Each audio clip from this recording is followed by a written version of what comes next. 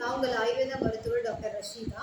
Insulin செடியை பற்றி பார்க்கலான்னு சொல்லியிருந்தேன். இந்த இன்சுலினோட இலைகள் வந்து நம்ம காலையில் வெறும் வயிற்றில் ஒரு 2 இலையை எடுத்து காலையில் மென்று நம்ம அந்த சாரை விழுங்கும் போது அதில் ஒரு புளிப்பு சுவை தன்மை தெரியும். இந்த புளிப்பு சுவை வந்து நம்ம ரத்தத்தில் இருக்கிற சர்க்கரை அளவை நல்லாவே கட்டுக்குள் வைப்பதோடு இதில் இருக்கிற அந்த புளிப்பு சுவை வந்து நம்ம அதிகப்படியான இனிப்பு சுவையை சாப்பிடணுன்ற ஒரு ஈர்ப்பு தன்மையையும் நம்மளுக்கு குறைத்து கொடுக்கும்.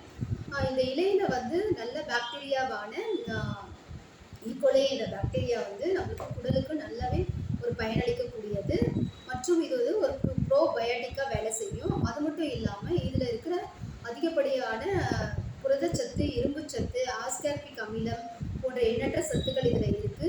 மற்றும் இது வந்து சோடியம் என்ற ஒரு மினரல் இருக்கிறதுனால நம்மளோட உடலில் இருக்கிற நீர் சமநிலைப்படுத்துறதுக்கும் இது ரொம்ப உதவியாக இருக்கும்.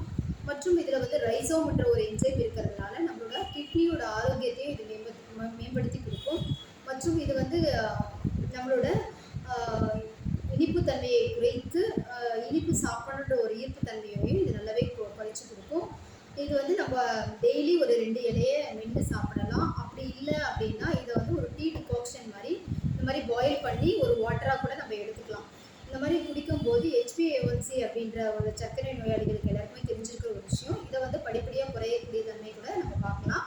இதை வந்து ஒரு மருத்துவரை அணுகி நீங்கள் எடுத்துக்கொள்ளலாம். ஏதாச்சும் அலர்ஜி அந்த மாதிரி ப்ராப்ளம்ஸ் இருக்குன்னா ஒரு பக்கத்தில் ஒரு மருத்துவரை அணுகிறது ரொம்பவே நல்லது.